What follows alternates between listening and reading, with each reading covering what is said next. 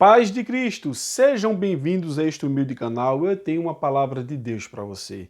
De antemão, agradeço a todos os inscritos, a todos que deixam seu like, o comentário e compartilham nosso conteúdo, nos ajudando nessa missão tão importante que é pregar a palavra do Senhor. O tema do vídeo de hoje é um assunto muito polêmico, tem causado muitas dúvidas, mas quando lemos a Bíblia em seu contexto, pois a Bíblia por si só se explica, chegamos à compreensão do que de fato o texto sagrado quer falar. E o tema do vídeo de hoje é uma dúvida muito frequente. As pessoas sempre perguntam: Saul falou com o espírito de Samuel? Em 1 Samuel capítulo 28, tem essa passagem onde as pessoas, ao ler alguns versículos isolados, especialmente alguns, dizem e afirmam isso. Mas vamos fazer uma análise do que diz as Sagradas Escrituras. Por gentileza, deixe a sua Bíblia aberta em 1 Samuel capítulo 28 e compartilhe esse vídeo com seus amigos, seus familiares, colegas de trabalho, vizinho, pois possa ser que esta seja a dúvida deles. Então vamos lá, amados irmãos. 1 Samuel capítulo 28. Será que Saul falou com o espírito de Samuel? Veja só. Quando chegamos no versículo 5, está escrito o seguinte: E vendo Saul o arraial dos filisteus, temeu e estremeceu muito o seu coração. Então observamos que o rei Saul, ele estava desesperado, pois diz o texto sagrado que o Senhor não lhe respondia.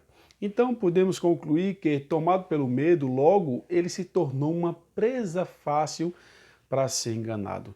Então observamos que no versículo 9 está escrito o seguinte, veja o que é que diz o versículo 9. Por isso que é bom ler todo o contexto para entendermos o que de fato quer dizer a passagem bíblica. Então a mulher, se referindo aqui a pitonisa, ou seja, a feiticeira, está escrito: então a mulher disse: eis, aqui tu sabes que Saul fez com teu, como tem destruído da terra os adivinhos, os encantadores, porque pois me armas um laço à minha vida para me fazer matar. Então Deus não tinha respondido ele se disfarçou, foi ao encontro dessa mulher. Mas essa mulher estava temerosa, estava espantada, pois ela sabia que o rei Saul já havia eliminado vários feiticeiros, ou seja, adivinhos, pessoas que tinham esse espírito de encantamento, né, que diz o texto sagrado. Então, observamos que no versículo 11 ao 14, quando ela vai iniciar a sessão, diz o texto que ela viu, o rei não. Vamos ler o versículo 11 ao 14. O 11 diz: A mulher então lhe disse: A quem te farei subir? Fez uma pergunta. E o rei disse, e disse ele: Faze-me subir a Samuel. Versículo 12: Vendo, pois, a mulher a Samuel, diz que é o texto que foi ela que viu, não afirma que é Samuel. Gritou em alta voz, e a mulher falou a Saul, dizendo: Por que me tens enganado, pois tu mesmo és Saul? E o rei lhe disse: Não temas, porém, que é que me vês? Veja, e o rei lhe disse: Não temas, porém, que é o que vês? Fez uma pergunta para ela. Então a mulher disse a Saul: Vejo os deuses que sobem da terra. Aqui não afirmou que era Samuel, mas que viram deuses. Deuses aqui está com D minúsculo. Se fosse D maiúsculo, seria o próprio Deus, né? Mas Deus com D minúsculo se refere ao quê? A espíritos enganadores ou a demônios, ou a supostos deuses que não são deuses, pois só existe um único e verdadeiro Deus. Aí no 14, e lhe disse: Como é a sua figura? Fez um questionamento, Saul a ela, e disse ela: Vem subindo um homem ancião, está envolto numa capa, entendendo Saul que era Samuel. Ela não afirma que é Samuel, ela dá uma descrição vaga. Os profetas naquela época, pelos longos barbas, usavam capa, um ancião, tinham características de profeta, né? E diz que, entendendo Saul que era Samuel, inclinou-se com o rosto em terra e se prostrou. Ou seja, ela que deu uma descrição vaga e imprecisa, simplesmente foi suficiente para enganar um homem que não tinha discernimento, entendimento, um homem rebelde, cruel, um homem que tinha traços de loucura. Se você ler todo o contexto desses versículos, ou melhor falando, o livro, que você vai ver o que fala acerca desse homem, um homem precipitado, um homem que tinha perdido a comunhão com Deus. Complicada a vida de Saul. Veja só. Então, uma observação aqui interessante. Amados irmãos, a Bíblia diz que o profeta Samuel foi um homem muito obediente ao Senhor durante toda a sua vida, foi um homem que teve uma vida santa. Agora eu queria te fazer uma pergunta aqui, interessante, reflita comigo. Será que Deus, na sua soberania e na sua bondade, na sua perfeição, ele permitiria que alguém que se utiliza de feitiçaria trouxesse o espírito de Samuel? Agora veja, quebrando o quê? Um princípio de uma regra que ele mesmo estabeleceu Para atender quem? Veja quem Deus ia atender os caprichos. De uma feiticeira e de um rei totalmente desobediente, desordenado, rebelde, cruel. O que é que vocês acham disso? Será que Deus faria atender esses caprichos? Eu não estou aqui falando de Samuel, não estou falando aqui de Jó, de Davi, de Salomão, vamos falar assim. Um pedido do próprio Jesus, não. Uma feiticeira. Esse pecado de consulta aos mortos, daqui a pouco vou citar algumas referências para você, em toda a Bíblia é categoricamente proibido. Veja, é proibido por Deus. Vamos já citar as referências, não vou aqui citar todos os textos porque ficaria muito longo esse vídeo. Abra depois sua Bíblia em Êxodo, capítulo 22, 18, Levíticos, capítulo 20, versículo 27, também leia Isaías 47, 13 e Deuteronômio, capítulo 18, do 19 ao 22. Êxodo 22, 18, Levíticos 20, 27, Isaías 47, 13 e também Deuteronômio 18, 19 ao 22. Ou seja, repito, será que ele iria atender? Depois de o profeta de morto, nunca obedeceu, né, a esse tipo de prática. Aí será também que uma observação aqui interessante. Veja só, eu falei que Deus não ia atender um capricho, de uma feiticeira de um rei desobediente. Lembra no princípio dele. Aí Samuel tem uma vida santa, uma vida íntegra, e depois de morto ia obedecer uma feiticeira. Isso é muito contraditório, irmãos. Não dá para acreditar que, de fato, Saul fala com o espírito de Samuel, não. Pode ser o espírito de um demônio. O espírito de demônio não, poderia ser, melhor falando, um demônio. Mas Samuel não.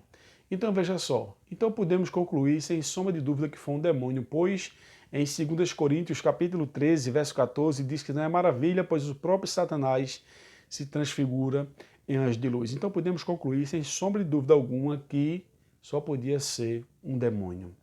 Agora veja que interessante. Quando abrimos a nossa Bíblia em Deuteronômio, capítulo 18, do versículo 20 ao 22, Deuteronômio 18, 20 a 22, diz que as profecias deviam ser julgadas. Então vamos julgar essa suposta profecia que não foi, mas vamos supor que tenha sido uma profecia, né, como alguns acreditam e dizem que foi. Suponhamos, foi uma profecia. Da feiticeira, versículo 19, vamos observar, né? Deuteronômio 18, do 20 a 22, diz que a profecia deve ser julgada. Então vamos julgar essa profecia? O que é que diz o versículo 19? Ela diz o seguinte, ó, dizendo, a feiticeira dizendo a Saul: e o Senhor entregará também a Israel contigo nas mãos dos filisteus. E amanhã tu e teus filhos estarás comigo. E o arraial de Israel e o Senhor entregará na mão dos filisteus. Aí no versículo 20, aquele homem que deveria acreditar em Deus não acredita, se prostra, diz imediatamente, Saul caiu estendido por terra, grandemente temeu por causa daquelas palavras de Samuel, que não era Samuel, sabemos disso, né? E não houve força nele, porque não tinha comido pão todo aquele dia, aquela noite. Então veja que interessante aqui. Então vamos analisar. Em primeiro lugar, uma análise bem tranquila. Ela diz que ele seria entregue na mão dos filisteus, né? Mas observamos que ele não foi entregue na mão dos filisteus. Foi não, irmãos? Foi não. Ele se matou. Leia depois 1 Samuel 31, versículo 4, ou melhor, vamos ler. Então disse Saul a seu pajé de armas: arranca tua espada, atravessa-me com ela, para que porventura não venha esse circunciso e me atravesse e escarneça de mim. Porém o pajé de armas não quis, porque temia muito. Então Saul tomou a espada e se lançou sobre ela.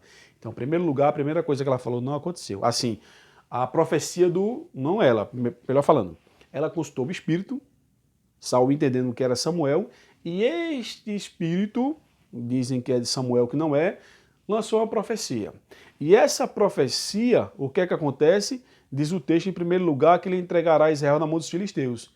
E observamos que o rei não foi entregue na mão dos filisteus, mas ele se matou.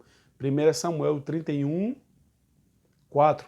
E em 1 Samuel 31, do 11 ao 14, diz o seguinte, ó: ouvindo isso, então os moradores de Jabes, Gileade, que os filisteus fizeram a Saul, todo homem valoroso se levantou e caminharam toda a noite, tiraram o corpo de Saul e o corpo dos filhos do muro de Bet-Sean, e vindo a Jabes o queimaram, e tomaram seus ossos e o sepultaram debaixo de uma arvoredo em Jabes e jejuaram 7 dias. Então, de acordo com 1 Samuel 31, do 11 ao 13, 1 Samuel 31, do 11 ao 13, observamos que eles foram parar na mão de quem? Dos homens de Jabes e Gileades. Mas o Samuel lá, que a mulher chamou, disse que ele ia parar na mão dos filisteus. Primeiro, não parou na mão dos filisteus. Segundo, Saul se matou. Terceiro, parar na mão dos homens de Jabes e Gileades. quarto, todos os filhos deles não morreram. Veja o que é que está escrito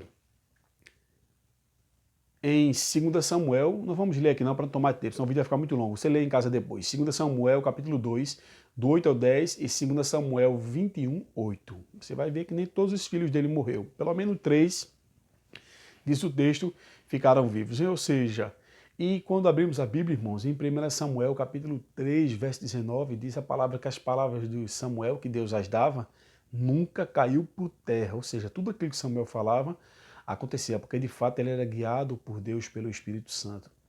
E aqui nada aconteceu dessa suposta profecia.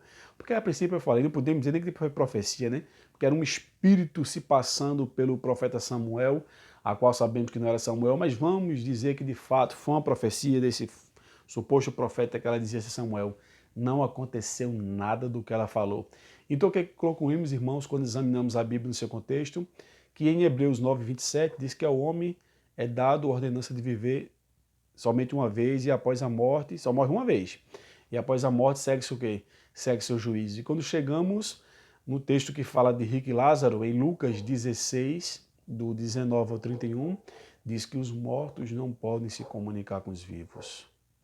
Após a morte segue-se o juízo. Então, se após a morte, Hebreus 9, 27 diz que segue-se o juízo, então não tem espaço algum para conversa.